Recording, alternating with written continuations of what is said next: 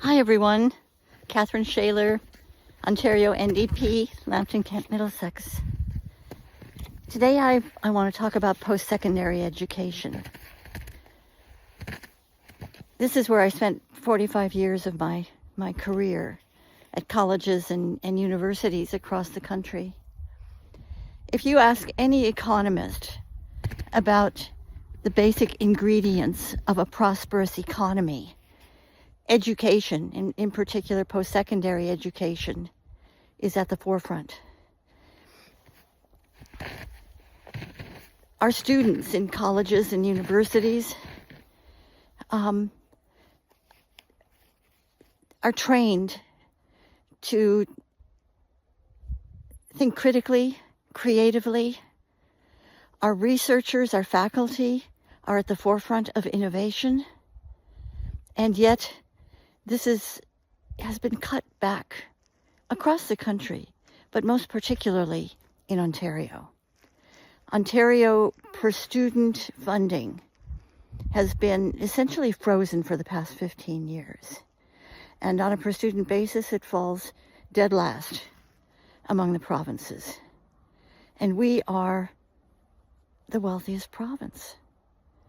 If the economy of Canada cannot be spurred on by the universities and the colleges of Ontario, it can't succeed. This is why there's this malaise in research and development and prosperity, innovation, and so forth in this country. It starts with funding of universities and colleges, proper funding. So now there was a blue ribbon panel that was commissioned by the Ford government in 2022-23. They released their report at the end of 23.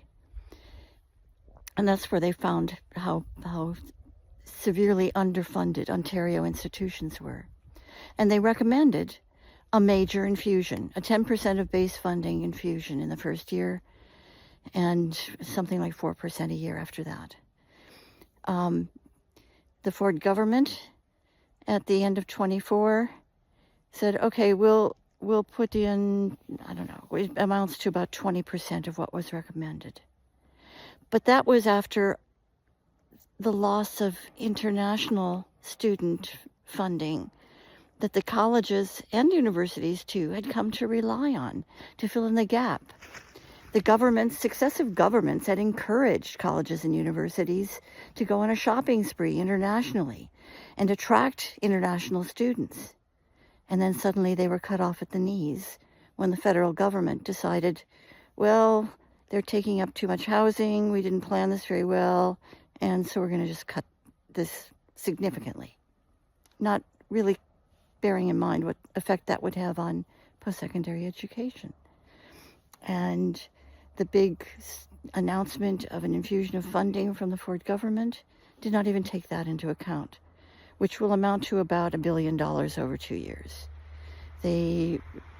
What they committed was $1.2 billion in different pots, and only through 26, 27. The prosperity of this nation depends on post-secondary education. An Ontario NDP government will start the long road back toward restoring funding to restore prosperity to Ontario and Canada. Please think about the future. I'm asking for you to vote Ontario NDP Kathryn Shaler on February 27th. Thank you.